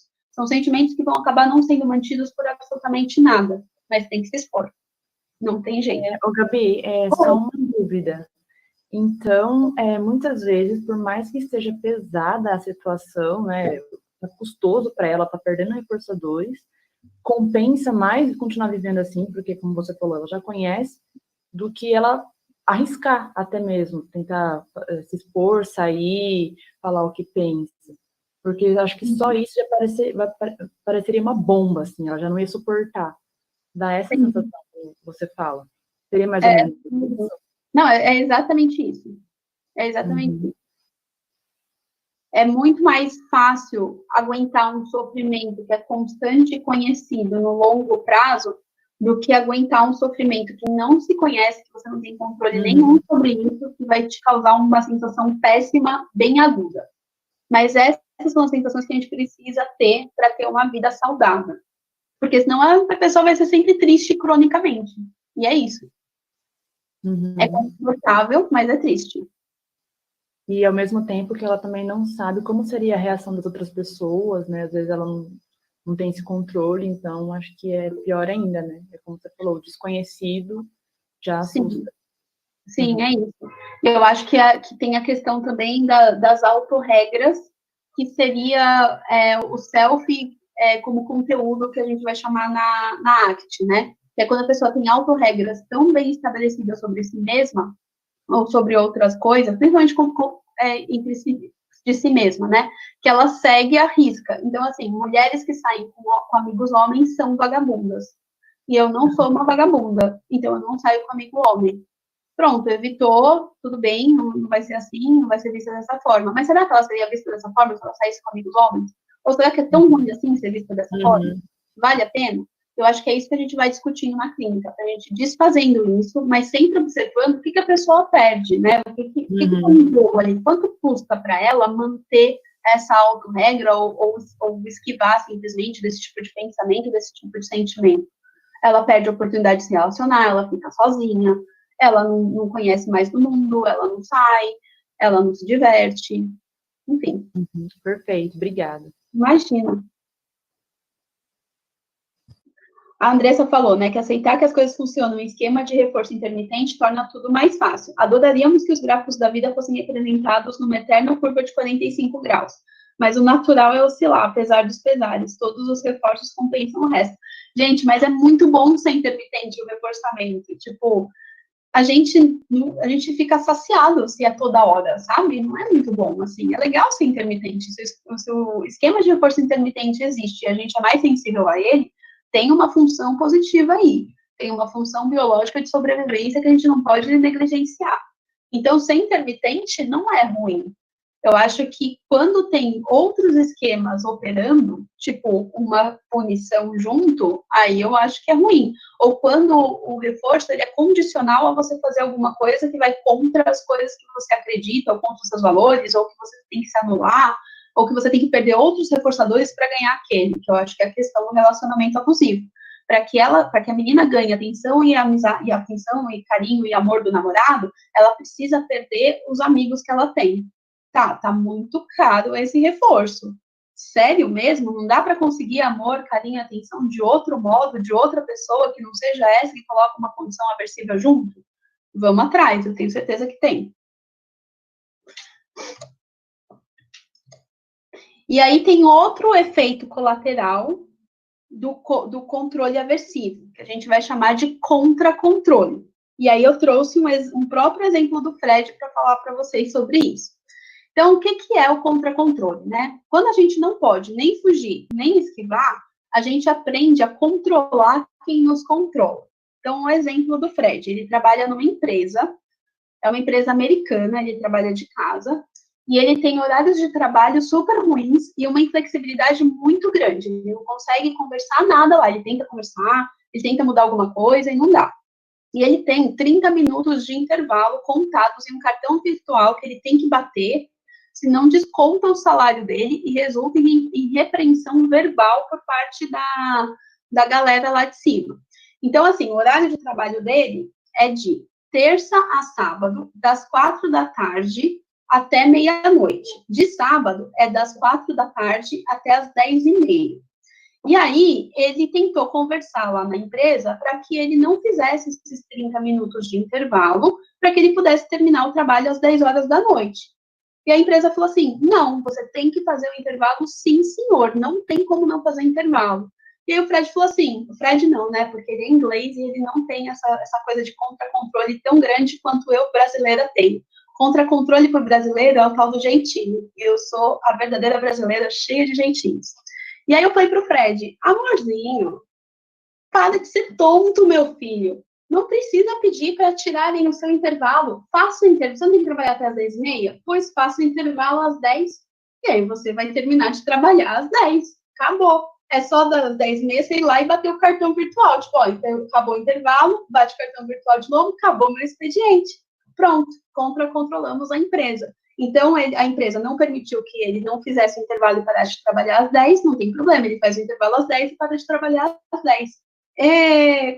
Controlamos a empresa, maravilha. E a gente faz isso, gente, o tempo todo. Quando a gente não tem opção de fugir ou de esquivar, a gente acaba controlando os nossos controladores. E aí, no livro do Sidman, que está aqui na minha frente e tudo mais, tem, assim, um monte de exemplos de controle, tanto em relação à comunidade, a grupos, como em relação a pessoas individuais mesmo. Então, o Sidman, ele é uma pessoa, assim, muito militante da vida, né? Adoro também. Ele sempre fala dos funcionários da fábrica, por exemplo. Quando as condições de trabalho não são bem atendidas pelos empregadores, né? Os empregadores não fazem o que os funcionários estão pedindo, os funcionários vão lá e fazem greve. Pronto, a greve é um tipo de contra-controle. Acabou. Outro tipo de contra-controle que a gente pode ter, quem dá exemplo aí? Quem pensa na própria vida ou na vida em sociedade, onde a gente acha o contra-controle?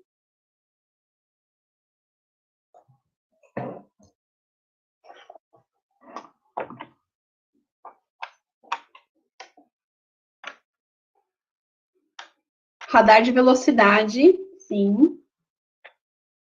Colar na prova, também. Relação dos filhos com os pais. Elabora. Como assim? Aonde que a gente vê esse contra-controle na relação dos filhos com os pais?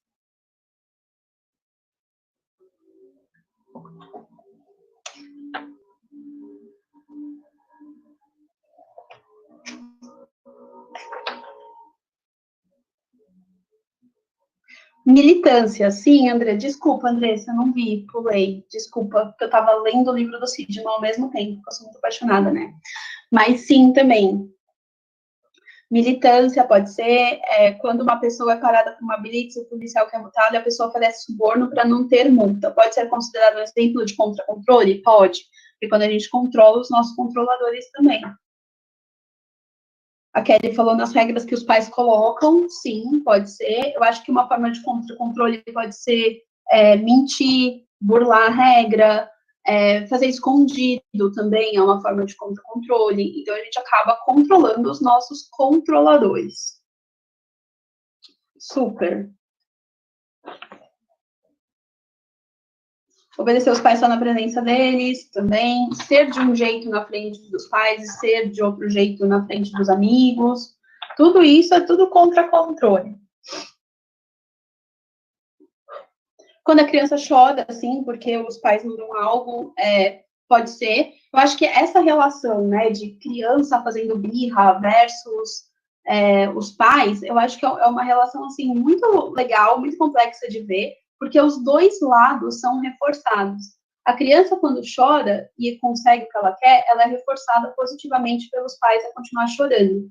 Mas os pais, quando dão alguma coisa, estão sendo reforçados negativamente com a parada do choro da criança também.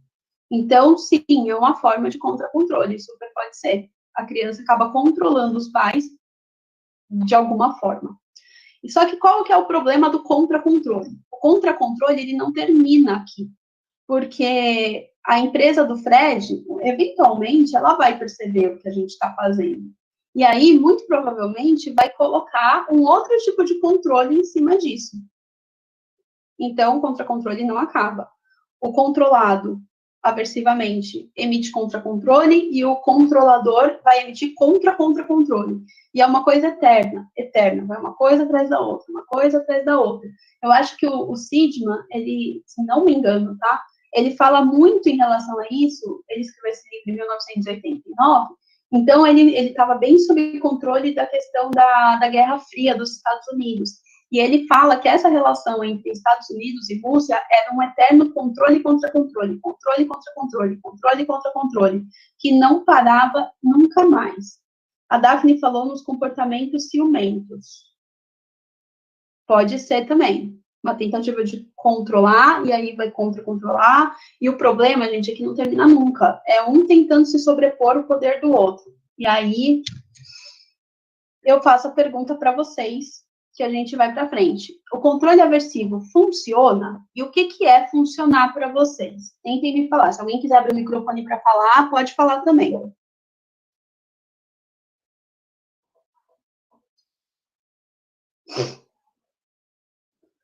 A Andressa falou que uma coisa importante é aprimorar o repertório de habilidades sociais para exercer o contra-controle mais eficaz.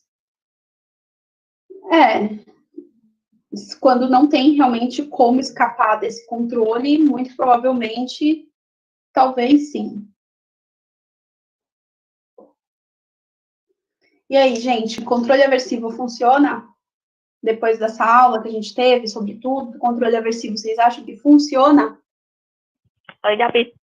Oi. Depende, acho que depende, né? Porque se a gente pensa num resultado duradouro, de longo prazo, ele não funciona, porque uma vez que você retira a punição, o comportamento volta a acontecer, né? Então, não depende disso que você está perguntando, o que a gente chama de funcionar, né? Se a gente está chamando de funcionar um controle temporário, né, uma supressão ali de uma resposta temporária, pode até ser que funcione, mas ele não altera no longo prazo, né? Então, a hora que o estímulo sai ali, o comportamento volta.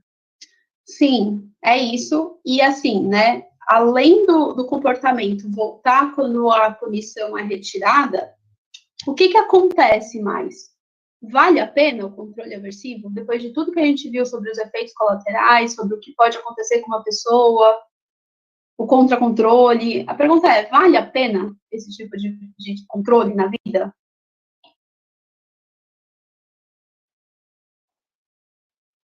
Ele não tende a não valer a pena, né? Porque tem várias respostas emocionais negativas que geram angústia, que geram sofrimento. E dependendo, né, do que é que está sendo controlado, a gente até observa um aumento, né, um comportamento compulsivo depois, né? A hora que o controle é retirado, você tende a se comportar ali de uma maneira compensatória. Sim. Então, assim, quando a gente pensa, né, que nem a amiga falou, você não falou seu nome, eu não sei quem é. Desculpe. É Débora, Gabi. Débora. Oi, Débora. Oi, Gabi. Oi. Maravilhosa. Maravilhosa. Então, assim, né, esse tipo de controle, ele vai suprimir a resposta e ele ensina novos comportamentos, que é a fuga e a esquiva. Então, sim, ele vai funcionar. Nesse sentido, que nem a Débora falou, vai funcionar. Mas a pergunta é, a que custo? O uso de controle aversivo ensina uma pessoa o que não fazer e pune qualquer variabilidade de comportamental. Qual que é o efeito disso sobre o aprendizado, né? E só funciona enquanto o punidor está presente, longe dele. A esquiva continua, a fuga continua, a supressão continua? Eu acho que são perguntas que a gente tem que fazer. E assim, que nem eu falei para vocês, é lógico que, eventualmente, na nossa vida, a gente sempre vai emitir algum tipo de controle aversivo para controlar as pessoas que estão à nossa volta. E a gente será controlado aversivamente por essas pessoas também. Significa que, porque tem um pedacinho de controle aversivo, aquele relacionamento é totalmente inadequado, é totalmente ruim, os relacionamentos têm que ser apenas por reforçamento positivo, sempre? Eu diria que não, porque é impossível. Então, vou dar um exemplo para vocês, que é um exemplo que eu tenho visto bastante na clínica, é um exemplo da minha vida também, e eu acho que muita gente vai se identificar com isso. Quando as pessoas pedem ajuda para a gente, e a gente ajuda, mesmo sem poder ajudar a pessoa, mesmo que a gente não esteja super cansado, não tenha condição para ajudar, ou então a gente vai perder diversos reforçadores se a gente ajudar aquela pessoa, mas a gente ajuda mesmo assim. Eu acho que é uma condição de esquiva. E é uma esquiva, por que é uma esquiva? Porque se a gente disser não, a gente vai se sentir mal. A gente vai falar, putz, falar não para essa pessoa, eu vou ficar mal, nossa, eu vou ficar desconfortável, sabe? Será que a pessoa vai pensar mal de mim, não sei o que lá? Assim como a gente acaba ajudando, justamente para a pessoa não reclamar. Acho que todo mundo já fez isso aqui. A gente fala, eu vou fazer tal coisa, só para não me encher o saco. E tá tudo bem, todo mundo é assim. Eu acho que eu tenho um relacionamento super bom com o Fred, a gente é muito feliz juntos. E tem várias coisas que eu faço e falo, deixa eu fazer só para não me encher o saco. Beleza, vai. Vou ser controlada aversivamente aqui. Tá tudo bem, tá tudo certo. O que importa é a questão maior é quando a gente não consegue falar não para absolutamente ninguém, em nenhum momento, porque a gente só quer se esquivar das sensações ruins que vão vir no nosso corpo, nos pensamentos, para evitar que outra pessoa fale mal da gente. Quando a gente só se relaciona com a pessoa 100% do tempo assim. Eu não tô com o Fred para que ele não pense mal de mim. Eu não faço as coisas para ele para que ele não pense mal de mim. De vez em quando, sim, eu faço não para agradá-lo, mas faço para eu não me sentir mal. Eu falo, putz, eu já falei tanto não para ele, vai, dessa vez eu vou falar assim. Não tô afim, mas vou dar um sim aqui para ele. Eu acho que isso daí é uma forma da gente manter as relações, todos os relacionamentos vão ter de alguma maneira, mas é aquilo que eu falei desde o começo dessa apresentação. A gente sempre tem que ver o quanto que aquela esquiva vai nos custar. O quanto que a gente vai perder de reforçadores fazendo aquela esquiva. Quanto que aquilo custa para a gente? No longo prazo, qual que é o efeito daquilo? Como que a gente vai ver, como que a nossa vida vai ficar se a gente só fizer aquela esquiva? De vez em quando, uma esquiva ou outra? Legal, beleza. De vez em quando, um controle aversivo ou outro, para ver se a pessoa responde mais rápido ali pra gente? Beleza, né? É difícil modelar comportamento. Agora, só isso, o tempo todo, sem autoconhecimento, sem nada, não tem como. A Yasmin falou, principalmente para quem tem ansiedade. Exatamente, gente. Acho que um pouquinho de controle aversivo, inevitável. Agora, só controle aversivo não dá, e é sempre importante a gente ver o que a gente está perdendo ao emitir comportamentos de fuga. Como que é essa esquiva? Comportamento de fuga só não, né? Comportamento de esquiva. Como que é essa esquiva? O que a gente perde? Quanto custa pra gente essa esquiva? Por quanto tempo a gente vai emitir esse comportamento de esquiva? O que a gente ensina para o outro quando a gente emite um comportamento de esquiva também? Porque quando a gente se esquiva de sentimentos ruins e do outro não pensar mal da gente, quando a gente aceita fazer qualquer tipo de ajuda para alguém, a gente ensina para outra pessoa que a gente não tem limite. Que ela pode contar com a gente a qualquer hora do dia e da noite, que a gente vai estar sempre lá disponível. E a pessoa vai contar. Ela vai atrás da gente, porque a gente está falando que está tudo bem. Então, é isso que a gente tem que ensinar na clínica para os nossos clientes. É isso que a gente analisa no contexto clínico também. Não é eliminar qualquer comportamento de esquiva do cliente. Alguns, tá legal, tá certo, tem que ter mesmo. Mas quais? Essa que é a maior pergunta de todas. E aí eu deixo para vocês essa frase do Sidney, né? Algum grau de controle aversivo na vida é inevitável. E o que a gente tem que saber é, a consciência das consequências é a essência da responsabilidade. Quando a gente sabe qual é a consequência do que a gente está fazendo, é aí que a gente vai ser responsável por tudo aquilo. Então, a gente tem sempre que ter isso em mente. Sidman sabia muito. Eu amo essa frase também, eu levo para minha vida. Sério, eu acho maravilhosa. Tá no livro, aliás. Não vou falar que página, vocês vão ter que ler o livro inteiro para saber onde está. E aí, vamos de treta. Explicar para vocês que treta é essa, né? Vou terminar com essa treta, vou terminar a aula na hora. Ninguém faz pergunta, tá? Para terminar na hora. Não, tô brincando, pode fazer pergunta assim. Mas vamos para essa tretinha aí, né? Por que eu falei que o controle aversivo, os conceitos, são uma treta? Então, a gente tem lá o Skinner e o Sidman, que é tudo que eu apresentei para vocês até agora, todos os conceitos foram com base em Skinner e Sidman. E a gente tem o Aslin e o Rawls. Não achei foto do Rawls. Ele era mais discreto, uma pessoa mais tímida, tal, não está nas redes sociais. Mas o Aslin, sim. E aí o Aslin falou assim, pô, da hora essa concepção do Skinner e do Sidman, mas eu acho engraçado que não é bem assim, eu não vou concordar com essa bagaça, não. E aí, o que o Aslin e o Rawls colocam, né? Que a punição é um processo, sim, senhor, e vai ser definido por seus efeitos supressores sobre o responder. É isso que o Aslin, de forma geral, vai lançar aí para a galera. Fala assim, cara, punição suprime o responder, e é isso, e a gente vai definir punição como simétrico aos esquemas de reforçamento. É um processo, é simétrico, enquanto o reforçamento aumenta a probabilidade de uma resposta, a punição vai diminuir a probabilidade de uma resposta, a gente vai definir simplesmente desta forma. E aí, o Aslin, ele era extremamente persistente. Então, ele não falou essa coisa no vento e falou, ó, vocês que lutem com isso daí que eu tô trazendo. Ele fez um monte de experimento para provar o seu ponto. E aí, essa formulação do Aslin, do Rawls, né, que eu falei, eles presumem, essa formulação presume que o reforçamento a punição e o reforçamento são procedimentos e processos simétricos em direções opostas. E esse moço, ele era tão persistente que a sua formulação de punição é super usada por aí. E acabou dividindo a área da análise do comportamento numa eterna discussão. Se controle é tudo, controle aversivo é uma subcategoria, não é uma subcategoria, se a gente vai chamar de processo, se a gente vai chamar de procedimento, faz o experimento daqui, faz o experimento dali, vamos experimentar a pesquisa básica com humano para ver como que funciona esse negócio, e aí vai. Mas o Aslin fez outras coisas legais também, que eu descobri recentemente lendo um livro, ele fez bastante experimentos sobre quebra de hábitos e tudo mais, eu achei interessante, assim. Usando um pouco de choque, talvez, né? O moço gostava de uma tortura, esse Aslin. E essa que é a treta, gente. E aí, vocês que lutem agora para ler as literaturas, para ir atrás do que o Aslin e o Rawls falaram, ajudei vocês, já coloquei lá na pasta do Drive quem fala sobre isso. Coloquei também as pesquisas do Aslin sobre punição e, enfim, reforçamento negativo, essas coisas. E aí vocês que lutem para ver de que lado dessa treta vocês querem ficar. Não dá para ficar dos dois lados. Algum lado vocês têm que escolher. Eu diria que eu tenho quase os dois pés no Skinner e no Sidman, porque eu gosto muito da formulação deles, eu acho que o Sidman fez muito mais pesquisas do que o Aslin, e eu gosto mais do jeito que o Sidman escreve também.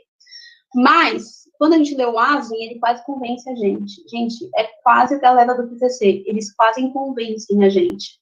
Mas aí, quando a gente para pensar, fala, mano, não tem nada a ver isso daí que você está falando, suprimiu por quê? Do nada? Nasceu dentro da pessoa a supressão? Claro que não. Então, sempre pendo para o Skinner e para o Sidman, mas deixo vocês livres para escolherem um lado. Eu vou mandar o link do Drive, vou colocar de novo o QR Code e vocês vão poder entrar. Outra coisa que eu queria falar para vocês, gente, eu tenho lá no treco, lá, antes de tudo, na pasta do Drive, eu coloquei a dissertação de mestrado do Matheus Brasileiro, que fez sobre ON, que era a dúvida que vocês tinham ontem. Então, leiam essa dissertação de mestrado e vocês saberão tudo sobre operação estabelecedora, motivadora, abolidora, emocional e as coisas tudo. Então, vai estar lá na pastinha do Drive essa dissertação de mestrado. Outra dica que eu quero dar para vocês. Como eu coloquei bastante pesquisa, né, mesmo, propriamente dito, não coloquei só livro, texto de livro para vocês lerem, coloquei artigo científico, artigo de pesquisa básica e tudo mais, sempre que vocês forem fazer essas leituras, olhem as referências. Leiam as referências, vejam o título da onde as pessoas tiraram as ideias que elas tiraram e vão atrás de ler os artigos originários que deram continuidade para aquela pesquisa. Por que eu falo isso para vocês? Porque vocês acabam vendo da onde que essas ideias surgiram. Porque às vezes a gente pega um livro aqui, ó, O Corsão e Suas Implicações do Sidman, a gente lê e fala, nossa, verdades únicas e absolutas, que maravilhoso tudo que ele falou. Tá, mas com base em que ele falou essas coisas? O que fez? Qual foi o caminho que essa pessoa levou para construir essas ideias que ela está aqui? Então, para ajudar vocês nisso, eu coloquei as pesquisas do Sidman no Drive, de 1950 até 1960, talvez até 2006, tem alguma pesquisa dele lá. Coloquei algumas pesquisas do Skinner também, o Skinner era um pesquisador, coloquei algumas pesquisas dele, alguns artigos que ele escreveu e publicou também, e coloquei Aslin e Rose também. E a partir desses artigos, eu super indico que vocês vejam quais eram as referências do Skinner, e vão atrás de dar uma lida, vão atrás de dar uma olhada. E é assim que a gente vai formando uma opinião sobre as coisas, não só lendo um autor, mas lendo todos. Então, como a gente estava falando no começo, quando a gente quer criticar alguma coisa ou entender a origem de alguma coisa, a gente vai atrás dessa origem, para poder criticar com argumentação. E é isso, gente. Está aqui as indicações de leitura, para quem quiser tirar o QR Code. Alguém já mandou também aí, talvez? Não sei. Mas está aí o QR Code, coloquem a câmera do celular e vocês vão ter acesso a todas essas leituras. Quem não tiver acesso, e quem tiver acesso, manda, né, para o amiguinho que não conseguiu acessar. E é isso, gente.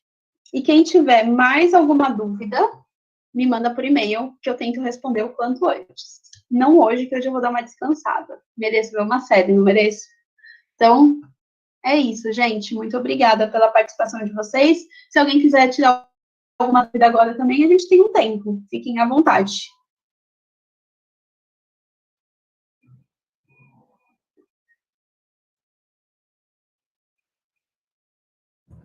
Pessoal que tiver dúvida, pode abrir o áudio, viu?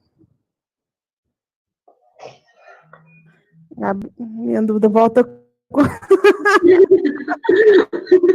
Fica no ar. Fica aí, gente. Fica o spoiler. A Luísa está com uma dúvida no chat. No chat? Lê aí, pra mim, tá. Ela quer saber como é que faz a cabeça dos bonequinhos. Ah, eu acho tendência. Meu Tá sonho todo já mundo perguntando. Gabriela, que eu espero ser protagonista dos seus quadrinhos um dia.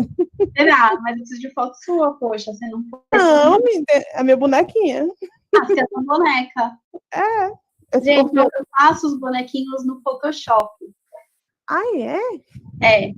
Mas... Eu acho que talvez eu tenha dito aí, meu pai ele é ilustrador profissional, então ele tem acesso a esses programas todos, então eu também tenho. E aquela bonequinha foi ele que fez? Foi. Qual bonequinha? Da apresentação de hoje, não teve nenhuma do meu pai. Mas a de ontem, sim, teve as ilustrações do meu pai.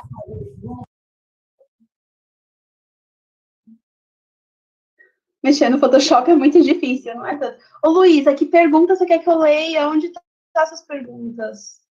Eu não tô vendo.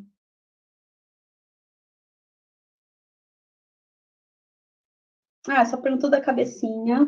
Link do Drive. Luísa, esse livro dele que você citou é qual? O livro do Sidman? O livro do Sidman é O Corsão e Suas Implicações. E tá no Drive, em português.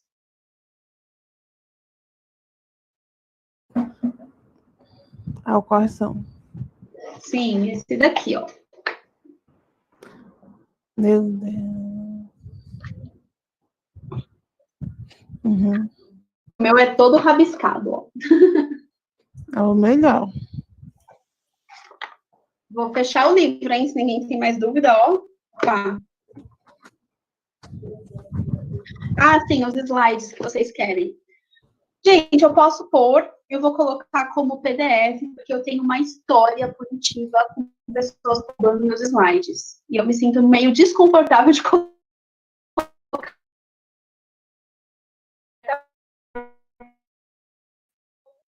em vocês.